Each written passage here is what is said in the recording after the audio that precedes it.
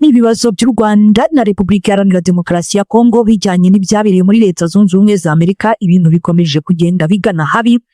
Nk'uko tugiye kuba tubigarukaho mu makuru mashya cyane atugezeho, biremezwa ko mu Leta ya Repubulika Iharanira Demokarasi ya Kongo binyuze muri ambasade yayo muri Leta Zunze Ubumwe za Amerika bamaze gutanga ikirego muri Minisiteri y'Ububanyi n'Amahanga ya Leta Zunze Ubumwe za Amerika. Bareze igihugu cy'u Rwanda. Si ibyo gusa, ahubwo nk'uko tugiye gukomeza tubigarukaho, umwe mu badiplomate bakomeye cyane bo muri Repubulika Iharanira Demokarasi ya Kongo avuze ko ngabo bantu bari muri hoteli bo ku ruhande rw'igihugu cy'u Rwanda ngo harimo abasirikare 7.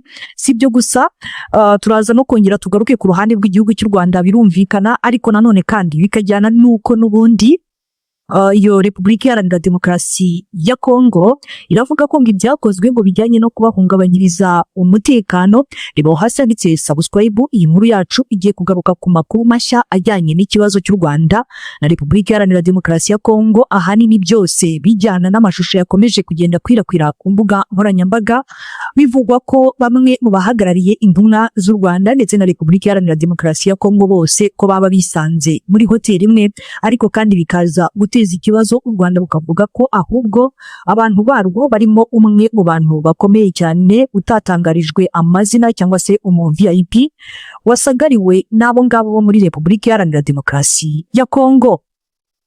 Mu kanya gato cyane gashize, igitangazamakuru Jeune Afrique gishishimuye inkuru cyahaye umutwe w'amagambo ugira uti ibyabereye i Washington ni iki cyabereye muri Hotel Four Seasons hagati y'intumwa za Kongo n'u Rwanda.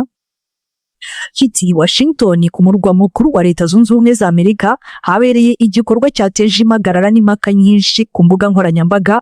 Ni nyuma y'uko habayeho ukutumvikana hagati y'itsinda ry'intumwa za Repubulika Iharanira Demokarasi ya Kongo n'iz'u Rwanda.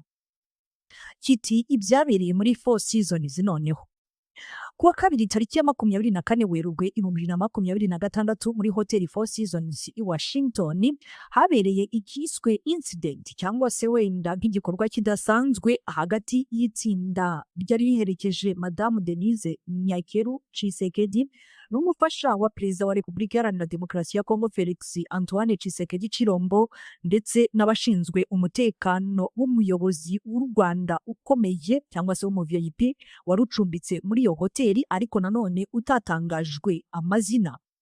Madamu wa Perezida wa Repubulika Iharanira Demokarasi ya Kongo we ngo yari yitabiriye gahunda yiswe Fostering the Future Together iyobowe na Melania Trump. Uyu ni umugore wa Perezida Donald Trump, ikaba yari yahuje intumwa z'ibihugu 45 byo hirya no hino ku isi. Ariko kandi nk'uko kino gitangazamakuru cyakomeje kibyandika, u Rwanda rwo ngo ntabwo rwari rwitabiriye ibijyanye n'ibyo bikorwa, cyangwa se ngo u Rwanda ntabwo rwari rwatumiwe muri izo nama. Nubwo ibisobanuro byabaye bitandukanye bitewe n'uruhande n'uko rubifata, ubwo aho turagaruka wenda ku bisobanuro byatanzwe n'u Rwanda na Repubulika Iharanira Demokarasi ya Kongo, ariko nanone icyo twafata nk'aho ari cyiza, impande zombi zirahuriza ku kuba Madame Denise Nyakeru ari mu bantu batahuye n'ikibazo mu buryo butaziguye, cyangwa se ubuzima bwe bukaba bumeze neza ndetse nta naho yahuriye n'ibyo bibazo. Nk'uko rero byatangajwe na Patrick Muyaya, umuvugizi wa Leta ya Repubulika Iharanira Demokarasi ya Kongo, ngo hari abantu batangiye gukorwaho iperereza bagerageje kwinjira muri hoteli ngo yari icumbitsemo umufasha wa Perezida Felix Antoine Tshisekedi Chilombo. Umwe mu bagize itsinda ry'intumwa za Kongo mu kanya kashize yabwiye kino gitangazamakuru cya Jeune Afrique ko hari umuyobozi w'u Rwanda wari uri muri iyo hoteli ngo ari kumwe n'abantu 7 bigaragara ko ari abasirikare, niko we yavuze. Yakomeje agira ati umutekano wa Kongo wafashe umwe muri abo bantu. Uwo muntu ngo yari yamaze kugera mu byumba by'abashyitsi b'icyubahiro cyangwa se VIPs, kandi twibukiranye ko n'umwe mu bantu b'igihugu cy'u Rwanda utatangajwe amazina n'ubundi yari umu VIP. Ni nyuma rero ngo habayeho guterana amagambo hagati y'impande zombi. Bagenzi be ngo bahise bamukuramo, cyangwa se bagenzi be abahagarariye igihugu cy'u Rwanda bahise baza kumwambura izo ntumwa cyangwa se abo bashinzwe umutekano ba Denise Nyakeru, maze bose bava muri hoteli bihuta ahagana ku isaha y'isa 12 z'umugoroba. Ni saa 10 mumbabarire, ahagana ku isaha y'isa 10 z'umugoroba ariko zaho ngaho muri Leta Zunze Ubumwe za Amerika. uwo muyobozi w'igihugu cy'u Rwanda ngo yahise afata imizigo yabo ayishyira mu modoka ifite plaque ya diplomasi. Hari amashusho yo mu bwoko bubiri twakugejejeho mu kanya kashize, ni n'amashusho yakwirakwiriye cyane ku mbuga nkoranyambaga.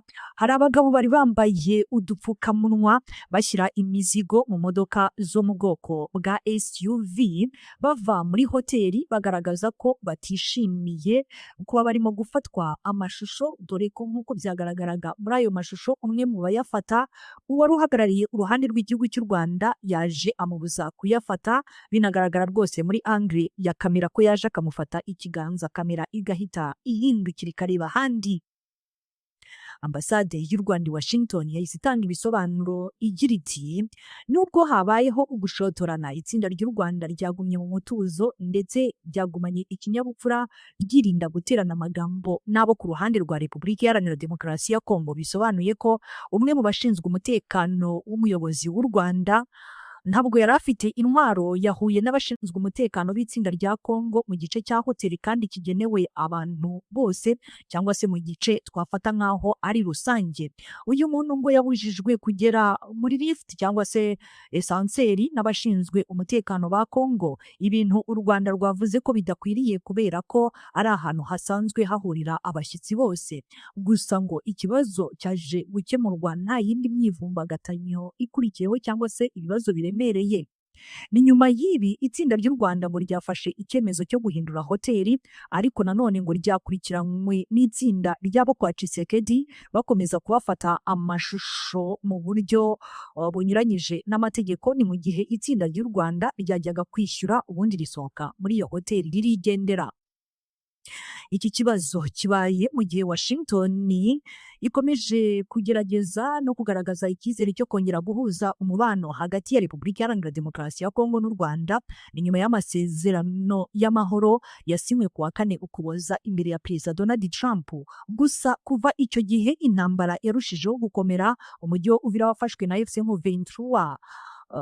Leta ya Repubulika Iharanira Demokarasi ya Kongo yakomeje kuvuga ko izo ngabo zafashijwe n'u Rwanda, ibyo u Rwanda rwakomeje guhakana. Ibitero bya drone byakomeje kwiyongera ndetse bamwe mu bayobozi bakuru ba M23 bahasize ubuzima, udasize abasivile yewe rero n'abakora mu bikorwa by'ubutabazi. Leta ya Amerika ikaba yarafatiye ibihano igihugu cy'u Rwanda, ariko kandi ku matariki 17 na 18 Werurwe intumwa za Repubulika Iharanira Demokarasi ya Kongo n'u Rwanda zahuriye Washington DC mu biganiro byo gukomeza gushyigikira amahoro ndetse no gushyira mu bikorwa ayo masezerano.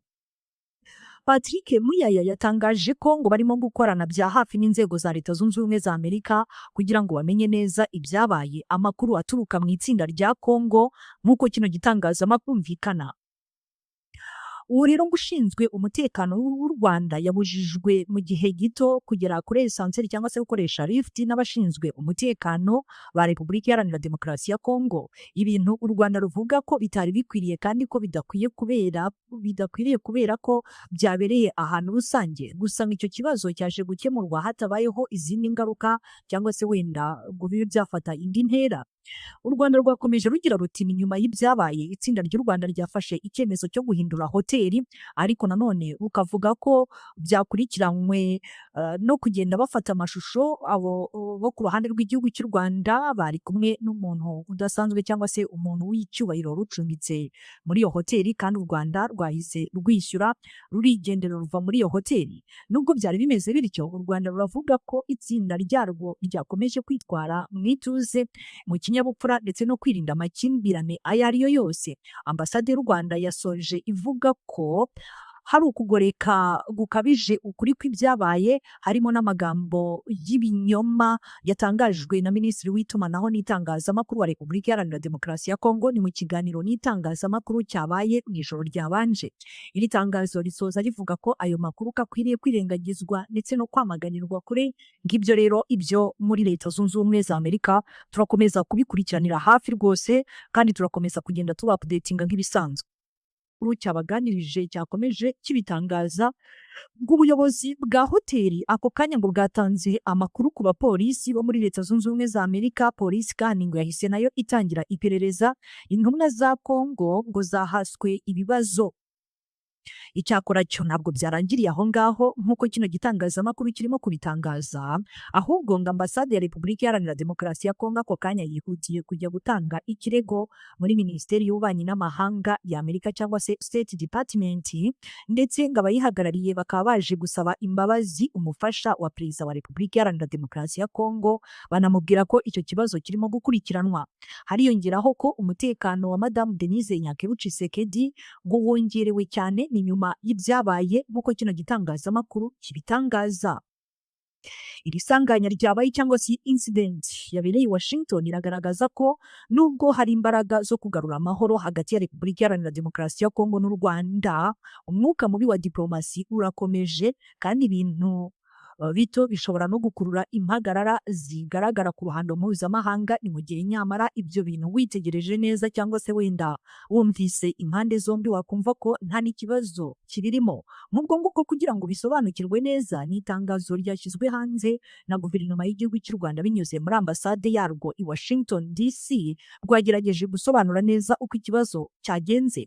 Rwagize ruti ambasade y'u Rwanda muri Leta Zunze Ubumwe za Amerika yasohoye itangazo igaragaza neza ibyabereye Washington DC, aho umwe mu bashinzwe umutekano w'umuyobozi mukuru cyangwa se umu-VIP w'u Rwanda wari ucumbitse muri hoteli Washington DC utari witwaje intwaro yahuye n'abashinzwe umutekano b'itsinda rya Repubulika Iharanira Demokarasi ya Kongo. Ni mu nzira yo kuri hoteli ikoreshwa n'abashyitsi bose cyangwa se ni ahantu rusange. Amatsinda yombi yari acumbitse muri iyo hoteli